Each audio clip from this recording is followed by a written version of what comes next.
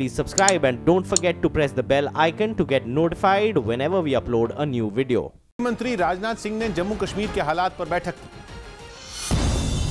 गृह मंत्री राजनाथ सिंह ने जम्मू कश्मीर के ताजा हालात पर एक अहम बैठक की, जिसमें सीमा पर चौकसी बढ़ाने समेत जरूरी कदम उठाने के निर्देश दिए गए।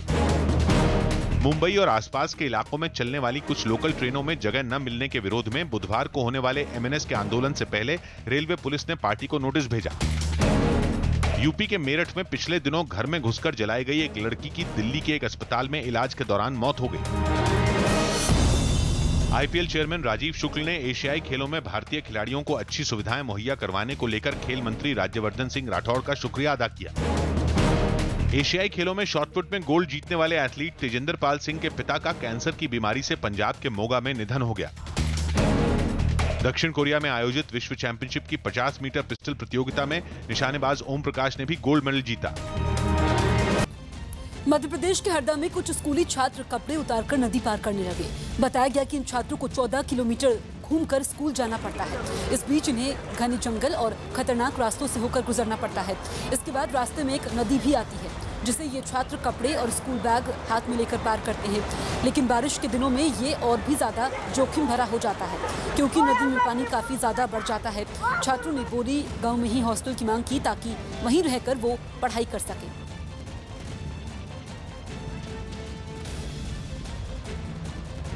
पंजाब के मोहाली में सैकड़ों किसान सिर पर मांग पत्र रखकर राज्यपाल से मिलने के लिए चंडीगढ़ की तरफ जाने लगे। प्रदर्शन कर रहे किसानों का आरोप है कि कांग्रेस ने चुनावों के वक्त उनसे किया वादा पूरा नहीं किया, जिसके बाद ये किसान एकजुट हुए और मांग पत्र पर लाखों किसानों से दस्तखत करवाकर कांग्रेस के मैनिफेस्टो के साथ पंजाब के राज्यपाल को ज्ञापन देने निकल पड़े। पूरे पंजाब के अलग अलग इलाकों से आए अलग अलग किसान संगठनों से जुड़े किसान हैं। इनका ये कहना है कि पंजाब में चुनाव के वक्त कांग्रेस ने उनको झूठे वादे किए। प्रदर्शन में शामिल किसान नेताओं ने पंजाब सरकार पर वादा खिलाफी का आरोप लगाते हुए किसानों से धोखा करने का आरोप लगाया। कुछ भी नहीं किया और 1.25 लाख करोड़ जो 1000 करोड़ माफ किया है, 1200 करोड़ साढ़े को बिजली से बिल बढ़ा के ले लिया। हालांकि पुलिस ने इन किसानों को मोहाली चंडीगढ़ की सीमा पर ही रोक दिया, जिसके बाद ये किसान सड़क पर ही धरने पर बैठ गए। जिसके बाद पुलिस ने कुछ किसान नेताओं को राज्यपाल को ज्ञापन सौंपने के लिए चंडीगढ़ जाने की इजाजत दी थी। लेकिन सरकार के खिलाफ किसानों के सड़क पर उतरने की खबर मिलते ही इस पर सियासत भी शुरू हो गई और किसानों के आरोपों पर सरकार के बचाव में उतरे नेताओं ने मैनिफेस्टो में किए गए वादों को पूरा करने का भरोसा दिया। सरकार ने वादे किए थे, मैनिफेस्टो हमारा 5 साल में हमने पूरा करना शुरू किया है। नौकरियां भी दे रहे हैं और कर्जा भी उतार रहे हैं। हालांकि अकाली दल ने सरकार पर वादों से मुकरने का आरोप लगाते हुए किसानों के इस आंदोलन का समर्थन किया। जो 90,000 करोड़ का वादा था, उसका 1% भी सरकार ने वादा पूरा नहीं किया। तो जो किसान कह रहे हैं, अगर आंदोलन कर रहे हैं तो बिल्कुल जस्टिफाइड है। पंजाब में किसानों के हालात का अंदाजा इसी बात से लगाया जा सकता है कि पिछले 1.5 साल में राज्य में 550 से ज्यादा किसान और खेत मजदूरों ने आत्महत्या कर ली। रेनबैक्सी की पूर्व प्रमोटर और फोर्टिस हेल्थकेयर के फाउंडर शिविंदर मोहन सिंह ने अपने बड़े भाई मालविंदर के खिलाफ एनसीएलटी यानी नेशनल कंपनी लॉ ट्रिब्यूनल में केस दर्ज करवाया है। उन्होंने अपने बड़े भाई मालविंदर की वजह से कंपनियों और शेयरधारकों के हितों को नुकसान पहुंचाने का आरोप लगाया और दावा किया कि वो लंबे समय से उनके खिलाफ कार्रवाई करना चाहते थे, लेकिन इस उम्मीद में रुके थे कि बड़े भाई को सही समझ आएगी और पारिवारिक विवाद का एक नया अध्याय नहीं लिखना पड़ेगा। इसके साथ ही शिविंदर सिंह ने अपने बड़े भाई मालविंदर को कारोबारी भागीदारी से भी अलग कर दिया। शिविंदर सिंह ने इस मामले में अपने बड़े भाई के साथ ही रेलिगियर एंटरप्राइजेस के पूर्व चेयरमैन सुनील गोदवानी पर भी केस दर्ज करवाया। फिलहाल इस मामले में मालविंदर और सुनील गोदवानी की ओर से कोई बयान सामने नहीं आया है। शिविंदर मोहन सिंह ने एक बयान जारी कर अपने बड़े भाई के खिलाफ केस दायर करवाए जाने की जानकारी दी, जिसमें उन्होंने लिखा कि मैंने मालविंदर और सुनील गोदवानी के खिलाफ एनसीएलटी में मामला दायर किया। ये मामला आरएचएससी होल्डिंग, रेलिगियर और फोर्टिस में दमन और गलत प्रबंधन को लेकर दायर किया गया है। शिविंदर, जो कि संस्थापक हैं फोर्टिस हेल्थकेयर के, उन्होंने अब ये मामला दर्ज करवाया है। भीमा कोरेगांव हिंसा मामले में हुई गिरफ्तारियों पर कांग्रेस के हमले का जवाब देते हुए बीजेपी ने उस पर नक्सलियों की मदद करने का आरोप लगा दिया। इसके साथ ही बीजेपी ने कांग्रेस नेता दिग्विजय सिंह और नक्सलियों के बीच रिश्ते होने का आरोप लगा दिया। जिसके सबूत के तौर पर पार्टी प्रवक्ता ने मीडिया को एक चिट्ठी दिखाई। बीजेपी ने दावा किया कि हाल ही में रेड के दौरान पुलिस को नक्सली नेता की लिखी एक चिट्ठी मिली, जिसमें कांग्रेस नेता दिग्विजय सिंह के फोन नंबर का जिक्र है। बीजेपी ने दावा किया कि चिट्ठी में फोन नंबर देने का मकसद कांग्रेस नेता से फंड मांगना था। उसको किस प्रकार फंडिंग और फाइनेंसिंग करना है उस बाबत कहा गया। हमारे मित्र इस फोन नंबर पर अवेलेबल हैं, कोई भी फंड की आवश्यकता पड़े तो उस मित्र से फंड ले लीजिए। इसके बाद बीजेपी ने कांग्रेस नेता जयराम रमेश को भी घेरा और आरोप लगाया कि उन्होंने भीमा कोरेगांव हिंसा मामले में गिरफ्तार किए गए महेश राउत की यूपीए सरकार के दौरान मदद की थी। बीजेपी ने नक्सलियों को देश की सुरक्षा के लिए बड़ा खतरा बताया। लेकिन कांग्रेस पर नक्सलियों को लेकर भ्रम में रहने का आरोप लगाया।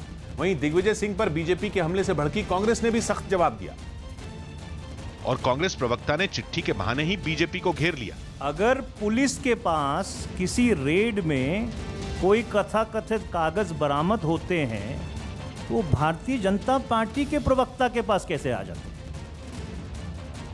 इस चीज की जांच होनी चाहिए। इसके बाद दिग्विजय सिंह भी सामने आए और सरकार को उनके खिलाफ कार्रवाई करने की चुनौती दे दी। अगर ऐसा है तो मुझे तत्काल गिरफ्तार करें, तो इसलिए यहीं से गिरफ्तार मुझे करें। भीमा कोरेगांव हिंसा मामले में हुई गिरफ्तारियों पर कांग्रेस और बीजेपी के बीच जबानी जंग और तेज होने के संकेत हैं। राजधानी दिल्ली के संजय गांधी ट्रांसपोर्ट नगर में दमकल विभाग के कुछ कर्मचारी गोदाम में लगी आग को बुझाने लगे। दावा किया जा रहा है कि वहां सामान उतारने आए एक ऑटो में धमाका हो गया, जिसके बाद गोदाम में भीषण आग लग गई, जिसे मौके पर पहुंचे दमकल कर्मियों ने बुझा दिया। लेकिन इस धमाके में ऑटो ड्राइवर समेत 2 लोगों की मौत हो गई, जबकि 5 लोग घायल हो गए, जिन्हें अस्पताल में भर्ती करवाया गया। ऑटो में हुआ धमाका इतना जोरदार था कि उसके हिस्से दूर तक फैल गए। मौके पर पहुंची पुलिस ने हादसे के सबूत जुटाकर जांच तेज कर दी।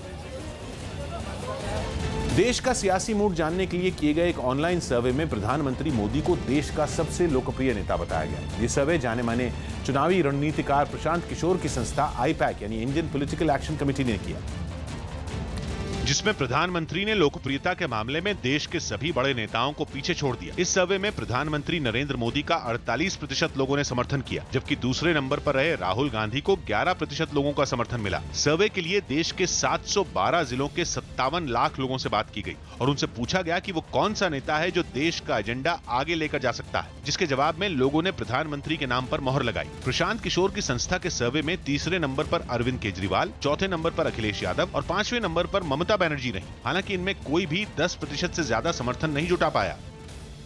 ओलंपिक पदक विजेता और 5 बार की विश्व चैंपियन मुक्केबाज मैरी कॉम बीएसएनएल की नई ब्रांड एम्बेसडर बन गई। उनसे पहले film actress Priyanka Chopra BSNL की ब्रांड एम्बेसडर थी, लेकिन अब मैरी कॉम इसके लिए प्रचार करेंगी। दिल्ली में बीएसएनएल के एक समारोह में इस बात की आधिकारिक घोषणा की गई, जहां खुद मैरी कॉम मौजूद थी। इस समारोह में टेलीकॉम सचिव ने मैरी कॉम को ब्रांड एम्बेसडर बनने पर बधाई दी। मैरी कॉम ने भी लोगों को संबोधित करते हुए अपनी खुशी जाहिर की।